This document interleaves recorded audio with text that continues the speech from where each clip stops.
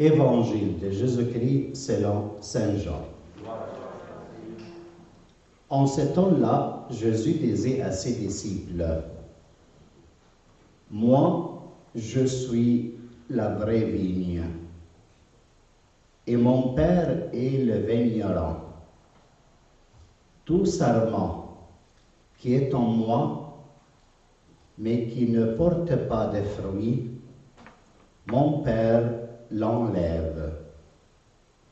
Tout sarment qui porte des fruits, il le purifie en le taillant pour qu'il porte davantage. Mais vous, déjà, vous voici purifiés grâce à la parole que je vous ai dite. Demeurez en moi comme moi en vous. De même que le sarment ne peut pas porter de fruits par lui-même s'il ne demeure pas sur la vigne, de même, vous non plus, si vous ne demeurez pas en moi. Moi, je suis la vigne, et vous les sarments. Celui qui demeure en moi, et en qui je demeure, celui-là porte beaucoup de fruits, car en dehors de moi, vous ne pouvez rien faire. Si quelqu'un ne demeure pas en moi, il est comme le sarment jeté dehors, et il se dessèche, le sarment sec, on le ramasse, on le jette au feu, et il brûle. Si vous demeurez en moi, et que mes paroles demeurent en vous, demandez tout ce que vous voulez, et cela se réalisera pour vous. Ce qui fait la gloire de mon Père, c'est que vous portiez beaucoup de fruits, et que vous soyez purs, moi, et que vous soyez pour moi des disciples. Acclamons la parole du Seigneur. Asseyez-vous. Alors, bienvenue à la fête de la semaine. L'Eucharistie, toujours, c'est la fête de semaine, dans laquelle nous tous, on peut fêter et entrer dans le repos du Seigneur. Et aussi le Seigneur, pour nous donner aujourd'hui ce repos, il nous invite avec lui à table. Vous savez qu'on est dans le chapitre 15 de Saint Jean, et de chapitre 13 jusqu'à 17, Jésus est à table avec les siens, les 12. Et il a ouvert son cœur, il a parlé tous ces 4 chapitres. Et maintenant, on est presque au milieu du discours de Jésus à table. Donc, on est dans la scène, nous sommes là avec lui à table, et dans le même temps, il est en train de nous dire, je suis la vraie vigne. Parce qu'Israël, il était vigne. Et Dieu le Père, il a pris soin d'elle, mais elle n'a jamais donné de fruits. Dans le chapitre 5 d'Ésaïe, Dieu se lamente, la lamentation de Dieu. Il dit, qu'est-ce que je t'ai fait? Je te travaillais la terre. Je te fais une sourd, comme on dit, clôture. J'ai mis un tour. J'ai veillé. J'ai mis des semences. Et à la place de me donner des raisins à la fin du temps, tu m'as donné le hosron, un fruit amer qui est très méchant. Qu'est-ce que je pouvais faire de plus à ma vigne et je ne l'ai pas faite. Et je n'ai pas de fruits. Et on reste comme ça avec ces lamentations dans le prophète Isaïe. Jésus ce matin, il dit, je suis la vraie vigne qui donne des fruits. Mais vous, que vous êtes à table avec moi, ce matin, vous êtes les sarments.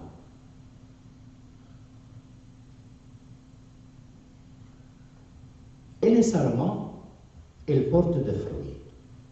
S'ils deviennent secs, ils ne donnent pas de fruits, on va le couper une fois.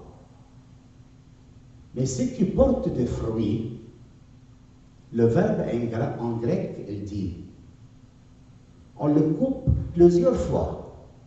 Le sec, une fois. Arieo. Coupe une fois. Mais celui qui porte des fruits, en grec, katareo. C'est-à-dire, on le coupe de plus. Waouh! Tu donnes des fruits, il coupe de plus. Tu ne donnes pas de fruits, il coupe tout entier une fois, c'est fini. Alors c'est mieux, je ne sais pas quoi, là, quel choix vous avez fait. Mais il veut expliquer qu'il prend soin très bien des sarments qui donnent des fruits. C'est pour cela qu'il insiste ce matin sur le rester en moi, demeurer en moi, demeure, où Jésus demeure, dans le cœur de l'humain. C'est ça, sa demeure. On est des pierres vivantes. Et lui demeure en nous, et nous, on demeure en lui. Ça, c'est la façon dans laquelle on porte des fruits. Avec ses disciples, il dit, demeurez en moi, et moi en vous. Comme ça, vous donnez beaucoup de fruits. Parce que sans moi, dit le Seigneur, vous ne pouvez pas faire de rien. Mais comment? Tous les humains font des projets, font des choses, d'œuvres de bénévolat, d'aide mutuelle ici et là. On peut faire beaucoup de choses. Oui, on peut faire des choses qui passent. Mais il y a des choses qui se font dans cette vie pour rester à la vie éternelle. Ce sont les choses faites en Jésus-Christ. Ce sont des choses faites en Jésus-Christ. Nous, on a la mentalité de calculation. Si je donne à un pauvre, tout le monde donne à un pauvre. Tout le monde fait des choses. Tout le monde prend d'œuvres de charité. Alors Dieu va le donner selon ce qu'ils ont fait, c'est notre pensée. Mais nous, le Seigneur nous dit, les choses faites en dehors de moi veut dire rien.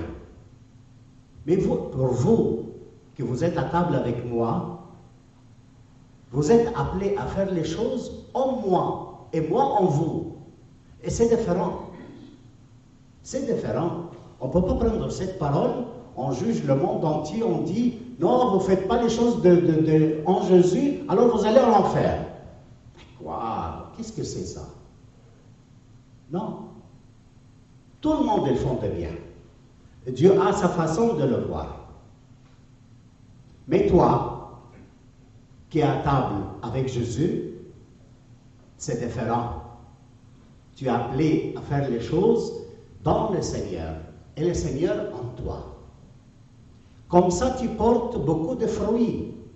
Et quand tu portes beaucoup de fruits, mon Père sera glorifié. La gloire de mon Père, c'est que vous portiez beaucoup de fruits. Dieu se réalise. Dieu nous qui sommes avec lui à la table, Dieu ne nous aime pas seulement. Dieu t'aime, oui. T'aime beaucoup, oui. Il est mort pour toi, oui. Mais pas seulement comme ça. Il a voulu exister et se réaliser à travers toi. Il a voulu que ta existence soit le signe de sa présence. que convaincre le monde que Dieu existe et l'aime. Dieu a voulu que toi, avec ton comportement et les fruits que tu portes, il dit que Dieu existe et il aime l'autre autour de toi. Et il prend soin de lui. Comme tu prends soin de ton frère, c'est Dieu qui prend soin de lui. Parce qu'il a voulu se unir à moi et à toi comme ça. C'est pour ça qu'il dit, dehors de moi, vous ne pouvez rien faire. On ne peut pas sauver le monde dehors de Jésus-Christ. Le fruit qu'on porte, c'est la vie éternelle en nous. C'est Jésus qui habite en nous. Et qu'est-ce qu'on porte à l'autre? C'est Jésus-Christ qui donne la vie. On ne porte pas des enseignements moralistes. Soyez bons, soyez courageux, soyez avec confiance. On ne porte pas des idéaux, de monde idéal, les choses plus beaux qu'on rêve. On ne porte pas nos éducations, ce que maman m'a donné, ou papa m'a donné. On ne porte pas ça. Nos apprentissages de la vie. On porte l'homme nouveau qui est venu du ciel, Jésus-Christ. Et cet homme, il a ses valeurs et sa façon de penser et sa façon de vivre qui est très loin de l'humain. L'humain, il est en train de faire son mieux pour arriver à Dieu. Pendant que dans l'histoire, Dieu a voulu s'intégrer complètement dans les humains pour qu'ils puissent habiter en nous et sauver le monde à travers nous. Ceux qui sont baptisés, ils ont cru en lui. La chose est différente. Tout le monde cherche de faire de bons fruits.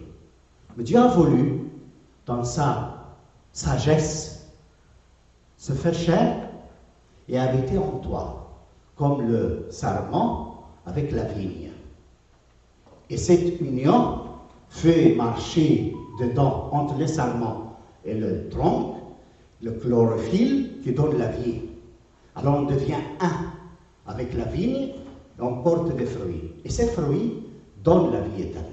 Ces fruits, ils expriment que Jésus-Christ existe et il aime l'autre. Il a voulu sauver le monde à travers la sottise de la prédication.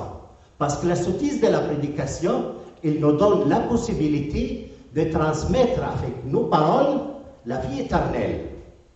On crée dans l'homme et la femme d'aujourd'hui l'homme céleste qui vient du ciel.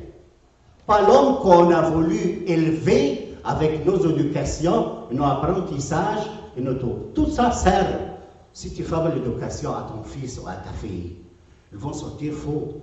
Alors sert jusqu'à un certain point. Ils nous maintiennent, si tu n'apprends pas à ton fils et à ta fille de ne pas faire le mal, de ne pas voler, de ne pas faire les choses mal, alors il sort mal fait, ton fils et ta fille. Il faut l'apprendre.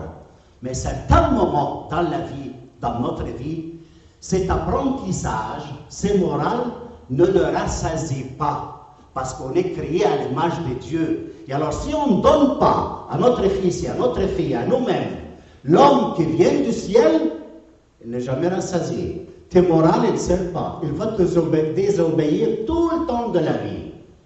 Et tu vas le voir toujours avec des yeux mauvais. Parce qu'il ne t'obéit pas, il ne fait pas de bien. Jusqu'à quel point tu peux faire de tout, mais tu n'es pas conscient que nous sommes appelés, toi et ton fils et ta fille et moi, à recevoir de l'Église l'homme nouveau à travers la prédication, à travers l'annonce de l'Évangile. Cette réalité de l'homme nouveau qui vient du ciel, qui rassasie notre cœur. Parce qu'il reste en nous, il demeure en nous. Et sa demeure en nous fait de nous des hommes célestes et des femmes célestes. Et qu'on puisse, avec nos paroles et nos actes, le fruit qu'on porte, on sauve avec Jésus-Christ. Alors Jésus-Christ, à travers nous, il sauve tout ce qu'il y a autour de nous. C'est pour ça, mes frères, l'importance de l'évangile d'aujourd'hui. Comme ça, vous devenez mes disciples. Tu es mon disciple quand j'habite en toi et toi en moi, on sort ensemble à sauver le monde. Pas à transmettre une culture de la société, pas l'apprentissage de la société, mais l'apprentissage de l'homme qui vient du ciel, qui a voulu prendre toute l'humanité au ciel, pour l'apprendre comment vivre selon le ciel, et non pas certaines valeurs qui peuvent donner un peu de commodité ici et là. Alors attention, mes frères, on est appelé à ne pas se rassasier des morales du monde et des enseignements du monde et des principes du monde. Pas parce qu'ils ne sont pas bons, mais ils ne crient pas au nom de l'homme céleste. Nous sommes appelés à renier ces nourritures qui viennent du monde et accueillir la nourriture céleste, la manne qui vient du ciel, qui peut donner la vie éternelle. Qui ce matin, il va être ici sur la table et donné gratuitement à chacun de nous. Amen.